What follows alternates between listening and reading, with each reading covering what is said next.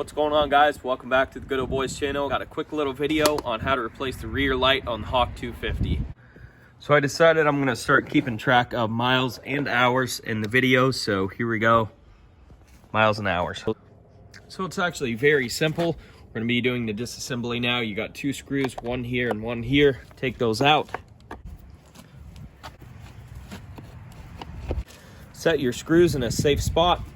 Now obviously you want to get your light cleaned up as best as you can before you take the screws out. But in this case, the screws were pretty clean themselves. It's just the lens that's dirty.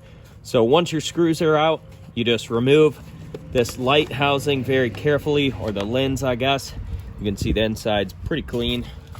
It's very simple and very easy to replace these. All you're going to do here is push it in, twist it counterclockwise or to the left, and then it should slide right out like that. So if I zoom in here, you guys can see all the rust and corrosion in this light socket. So I think that's one of the reasons that my light burnt out a little quicker. It had a little more resistance, and it kind of didn't help the filament in the original bulb.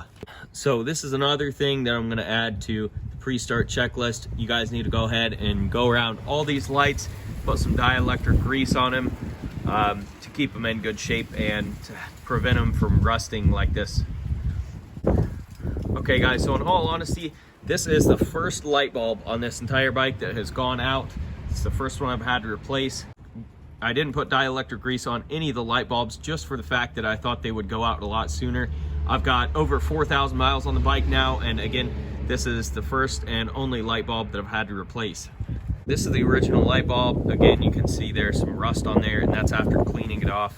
So the filament just burnt out, time to replace it. So what you're gonna need is an 1157 bulb. It's got a kind of a low beam element and a high beam element, if you wanna call that. So for the brake light, it'd be your running light and your brake light. Alrighty, once you got the correct bulb, you wanna put some dielectric grease on it.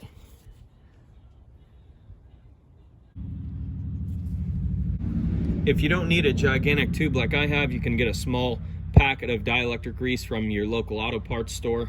Same with the light bulbs, you can get these at any local auto parts store. So the last step here is to reinstall the light bulb.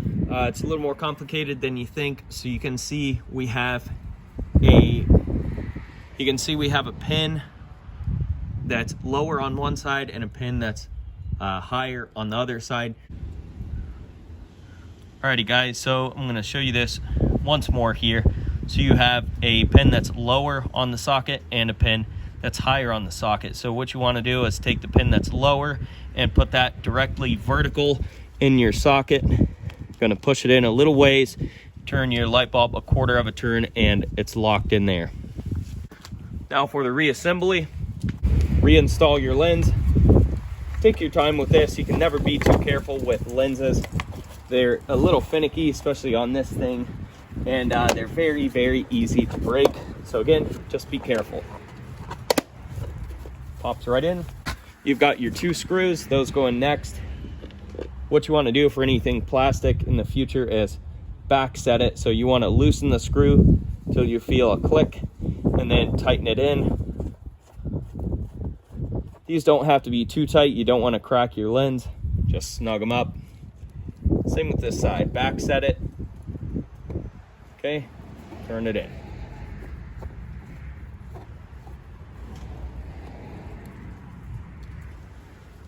You notice how I back them off a little bit after I've fully seated the light. That just prevents the light housing or the lens from cracking. Alrighty guys, so that's it. Hopefully you guys got some useful information on me changing my light bulb out in this thing. If you are interested, there's other links to Hawk videos in the description box below. Don't forget to rate, comment, and subscribe, and we'll catch you guys in the next one. Peace. Woo!